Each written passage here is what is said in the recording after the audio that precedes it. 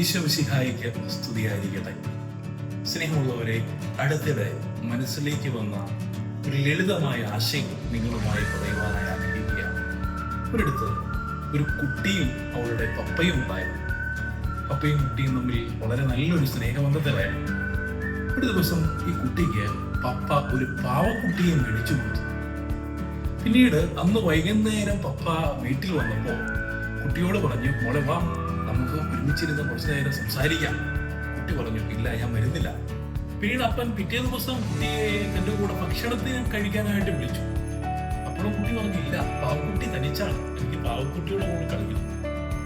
പിറ്റേ ദിവസം എന്നും വൈകുന്നേരം പപ്പയും കുട്ടിയും തമ്മിൽ ഒരുമിച്ച് നടക്കുവാൻ പോകാറുണ്ടായിരുന്നു. പക്ഷേ ആ പ്രാവശ്യവും കുട്ടി ഇങ്ങനെ തന്നെ പറഞ്ഞു, പാവക്കുട്ടിയെ വിട്ട് ഞാൻ എങ്ങോട്ടും വരത്തില്ല. അന്ന് രാത്രി കുട്ടിയെ അടുത്ത് വിളിച്ചിട്ട് പപ്പ ചോദിച്ചു, മോളെ, നിനക്ക് ആരാണ് ആ പാവക്കുട്ടിയെ മേടിച്ചു തന്നത്? അപ്പോൾ കുട്ടി പറഞ്ഞു, അത് പപ്പയാണ്. അതെ, ഞാനാണ് നിനക്ക് സമ്മാനമായി ആ പാവക്കുട്ടിയെ മേടിച്ചു തന്നത്. പക്ഷേ ഇപ്പോൾ നിനക്ക് സമ്മാനത്തെക്കാൾ ഇഷ്ടം ആ പാവക്കുട്ടിയാണ്. അത് ശരിയാണോ? സ്നേഹമുള്ളവരെ, ദൈവം നമുക്ക് ഒത്തിരി ഗിഫ്റ്റുകൾ, ഒത്തിരി സമ്മാനങ്ങൾ തന്നിട്ടുണ്ട്. അതൊരു പക്ഷേ നിന്റെ കരിയറാവാം, നിന്റെ ഫാമിലി ആകാം, നിന്റെ വിദ്യാഭ്യാസമാകാം, നിന്റെ സൗന്ദര്യമാകാം, നിന്റെ സമ്പത്താകാം, അങ്ങനെ എന്തുവാകാം, എല്ലാം ദൈവം നൽകിയതാണ്. പക്ഷേ ഈ കാലയളവിൽ ഒത്തിരി പേര് ദൈവം തന്ന സമ്മാനങ്ങൾക്ക് ദൈവത്തെക്കാൾ കൂടുതൽ പ്രാധാന്യം നൽകുന്നു. എപ്പോഴും പഠിക്കാനുണ്ടെന്ന് പറഞ്ഞുകൊണ്ട് കുട്ടികൾ വിശുദ്ധ കുർബാനയിൽ സംബന്ധിക്കുന്നില്ല.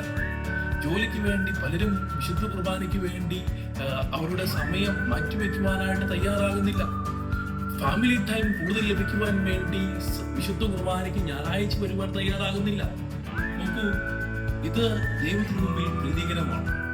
ദൈവം ദാനമായി നൽകിയ സമ്മാനങ്ങൾക്ക് ദൈവത്തെക്കാൾ കൂടുതൽ പ്രാധാന്യം നൽകുന്നത് അത്ര നന്നല്ല എന്ന് സ്നേഹത്തോടു കൂടി ഓർമ്മിപ്പിക്കുന്നു. നാമെല്ലാവരും ഭൂമിയിൽ സൃഷ്ടിക്കപ്പെട്ടിരിക്കുന്നത് ദൈവത്തെ ആരാധിക്കുവാനാണ്.